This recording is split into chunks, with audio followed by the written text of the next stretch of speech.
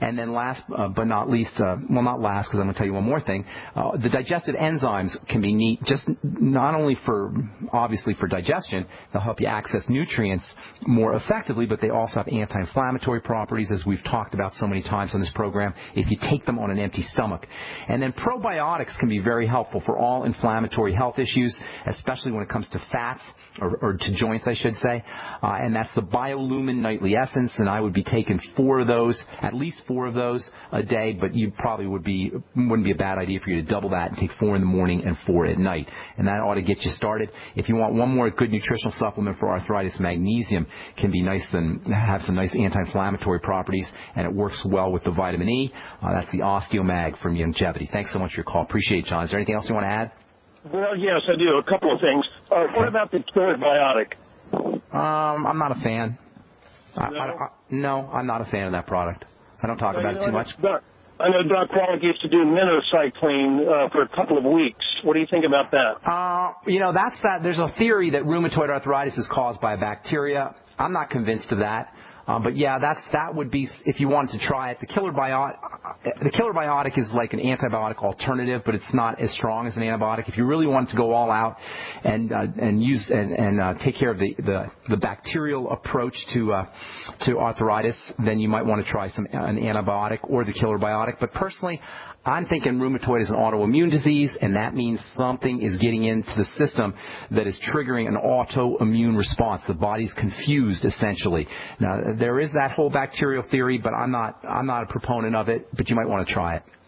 I'm thinking more food, digestion, and fats and fatty vitamins like vitamin E. Number 2, my urine is very, very smelly. Oh, okay. Well, that's meaningful.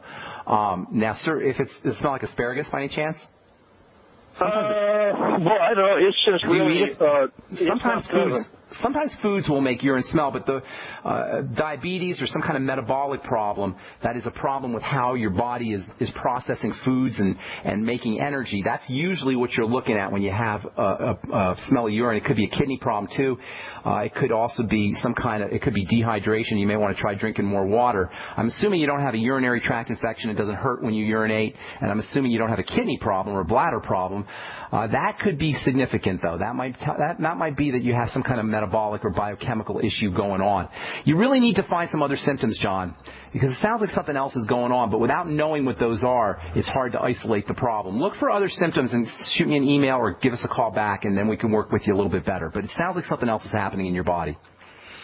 So much, Ben. Appreciate it. God bless, man. Good luck. All right, let's see if we can get a few more in here. Ben in Kentucky, what is up? My namesake. Good. Welcome to the Brightside. Pharmacist Ben. How you doing, my man?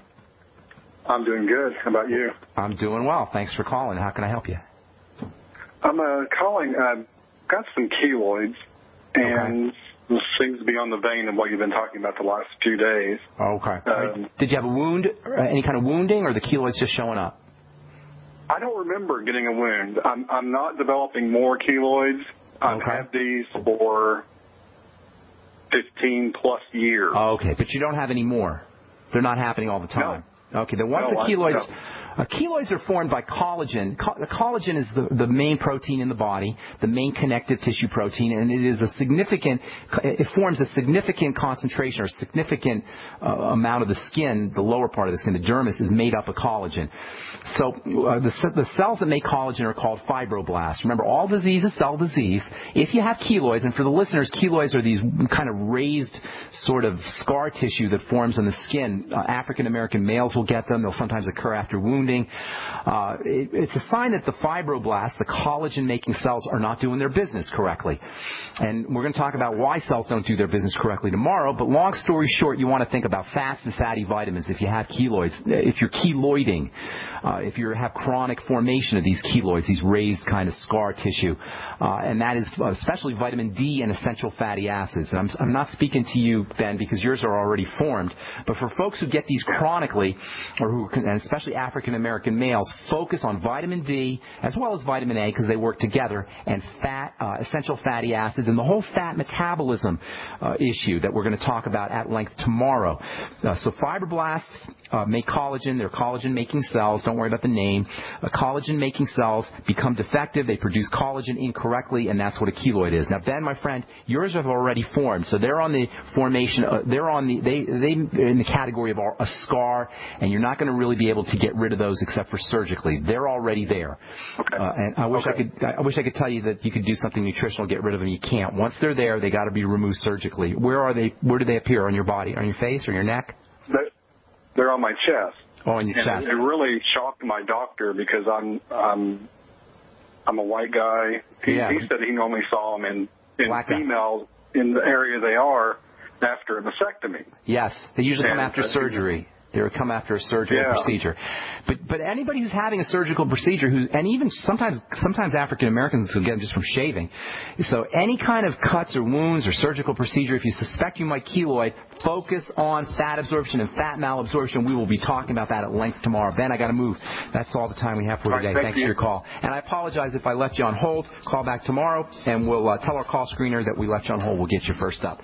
Thank you guys for listening to The Brightside. I'm Pharmacist Ben. If you want to learn more about the longevity products, please head over to my website, brightsideben.com. You can pull down on the menu and you can purchase any of the longevity products. Take a specially long look at the Beyond Tangy Tangerine 2.0. If you haven't tried it yet, please give it a shot. You're going to notice results within 1 or 2 doses if you're like 99% of the folks who use this stuff.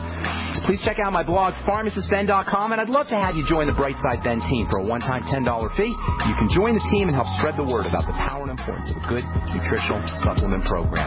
That's all the time we have for today. Have yourselves a wonderful, beautiful, awesome day. We'll talk to y'all later. Bye for now.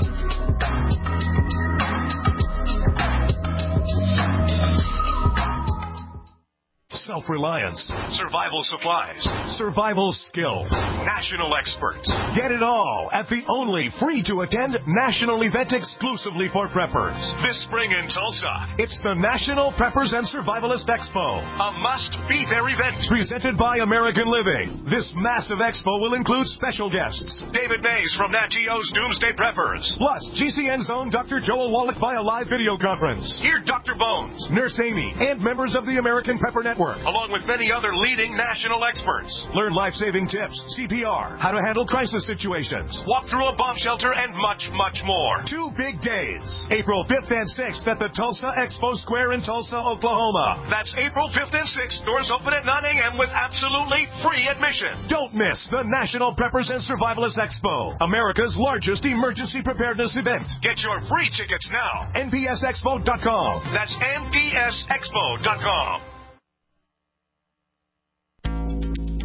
Big business has discovered the preparedness market, and that makes it difficult to know where to go and who to trust. MyPatriotSupply.com is owned and operated by patriots just like you. Has the best prices on storable food, non-GMO seeds, water filtration devices, home canning equipment, survival and self-reliance books, and more. MyPatriotSupply.com has old-fashioned values and the absolute best customer service in the industry. Look for the deal of the day, unique, affordable survival supplies that fit anyone's budget. Get same-day shipping on all orders and free shipping on orders over $49. Call 866-229-0927, 866-229-0927, or visit MyPatriotSupply.com for emergency preparedness, self-reliance, and food independence. Shop with a name you know and a name you can trust. Before it's time to survive, it's time to prepare. MyPatriotSupply.com.